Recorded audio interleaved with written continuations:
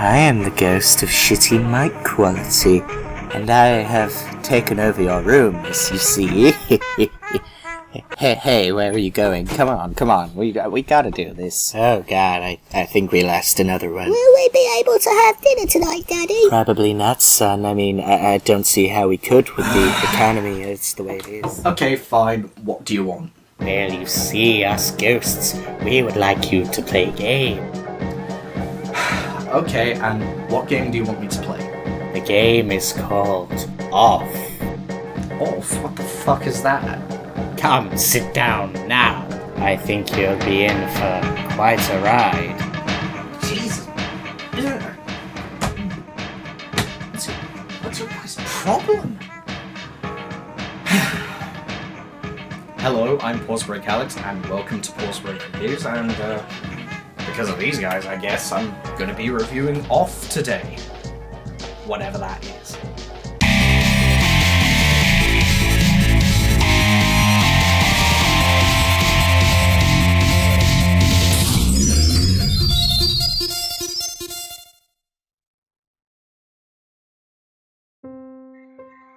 If you've been on Tumblr in the past year or two and you have even a passing interest in video games, you might know about it. After all, it was the 6th most reblogged game of 2013.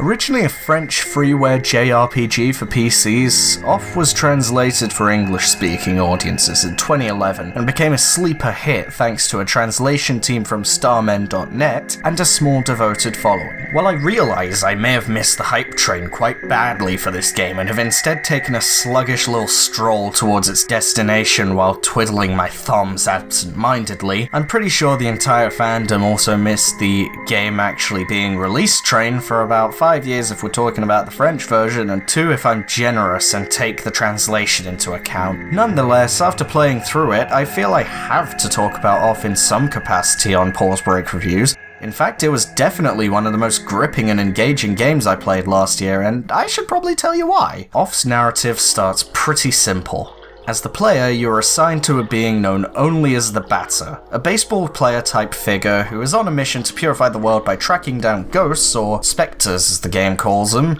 and smashing them in the face until they disappear. Easy to follow, right? Well, maybe not so much. You do control the Batter, I mean the game establishes that within the first 30 seconds. But it also establishes just as quickly that you are a separate entity to him, and on several occasions you are referred to personally by characters in the game, and it is rubbed in your face that you are not the Batter, you are a separate entity. One of the first instances of this comes in Zone 0, the game's tutorial level, from the Cheshire Cat's second cousin twice removed, a grinning creeper that calls himself the Judge. Via a combat tutorial and a few small puzzles, the game elegantly lets you get a feel for its mechanics and a small taste of what's to come, all in textbook college professor level English for your enjoyment. But really, the Judge has nothing compared to these mushy delights from Zone 1. Elsons. They're awkward, neurotic, kinda pathetic, and in some points of the game they even come off as a little bit dumb. If I had to give them a voice, I'd honestly say Michael Cera. But that's not really fair on them, because unlike Michael Cera, they're likeable. You know, they're just innocent beings who want to stay safe and not die. Unless you stress them out too much and their heads explode and they turn into terrifying killing machines. But the Elsons aren't what you're going to be focusing on for the majority of Zone 1. The puzzles are far more likely to take your attention.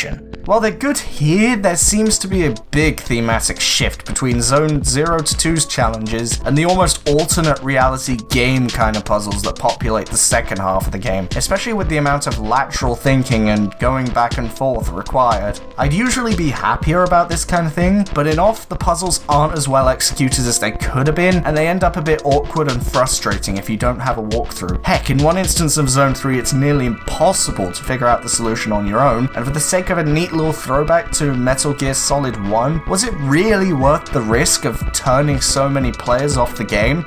On the topic of things that'll turn off a lot of gamers, I guess I should talk about Off's Achilles heel, the elephant in the room. Off is an RPG Maker 2003 game. Not only that, but Off utilizes RPG Maker 2003's default battle system. Wow! How original! Although I must admit that battles can be fun, and I did enjoy the morbid artwork a lot. On the other hand, I find Off's battle system to be quite a letdown when you consider everything else in the game. It's like if you wrote a breathtaking story that completely defies genres and revolutionizes literature forever, and then you published it on fanfiction.net. I can't help but think, really? You went to all that effort and this is the place where you skimped out?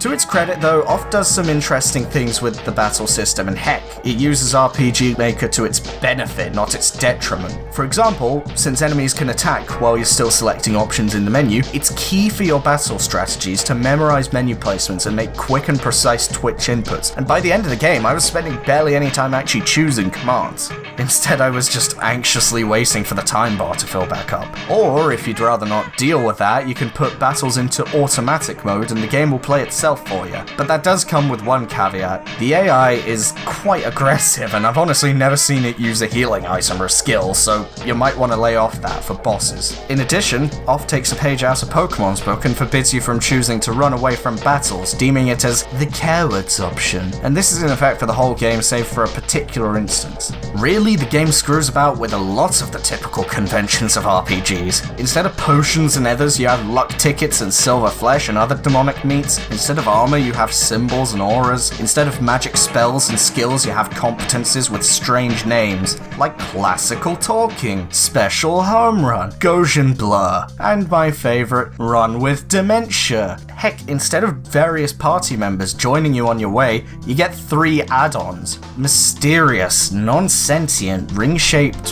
things with strange and unexplained abilities. Why are these weird things part of the game's universe? Why does Off shun familiarity in favor of making you really creeped out?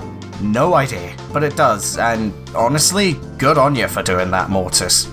You see, in a few ways, Off sorta reminds me of Earthbound, and judging by the fact that the English translation project took place on fan site starmen.net, I'd wager that's a common comparison. Both games take extra care not to be a generic go find the crystals, fight slimes, kill a dragon, save the princess style fantasy quest. But while Earthbound basks in the warm comfort of suburban Americana, or at least Japan's impression of it from TV shows and movies, because seriously, when did this kind of thing ever happen? Off goes in the opposite direction and builds a bizarre, unfamiliar, spine-chilling world where seas of plastic stretch out to the horizon, where color-coded zones full of undetailed flat cubes hold the lives of cow metal farmers and smoke miners and this guy and oh geez. And then there's the music, composed by alias Conrad Coldwood. The soundtrack meshes perfectly with the game, and every melody is an absolute complete and utter fit for the situation it appears in. From the repetitive keyboard in the park and the calm pads that play in the smoke mines, to the chaotic horns and hard drums of the main battle theme, to the emotional strings during the first boss battle, everything has just the right tone to it, especially the world map. The environments you go through and Off help it to keep an edge over your expectation and aid to the story's progression tremendously. After all, you kinda wanna find out, is this our world? And if so, how exactly did things get this bad? Well, I can't tell you without spoiling the game for you. I mean, this is an RPG and all, it relies on stories a lot. And given a few comments on my Freedom Planet video, I guess divulging any plot details whatsoever is a spoiler. So by that token, I've already ruined the game beyond repair for you. So I better just sum things up before I do even more damage, huh? Off is one hell of a ride.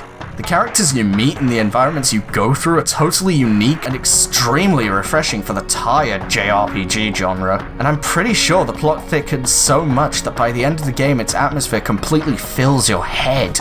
The graphical style is minimalistic but perfect for the game, saying no more than it needs to at any time and making fantastic use of the same assets time and time again. Overall, if you're interested in how storytelling can be done in games and you can sit through a few weird design choices and quirks, then I would recommend Off. It's a really good game.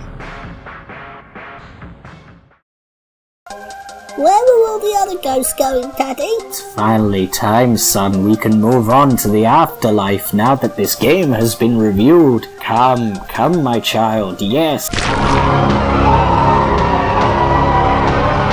And on that note, I guess we finish, because I don't have anything else to say about this game. I would just urge you to like this video, comment, subscribe, do all that good stuff, and I will see you next time on Pause Break Reviews.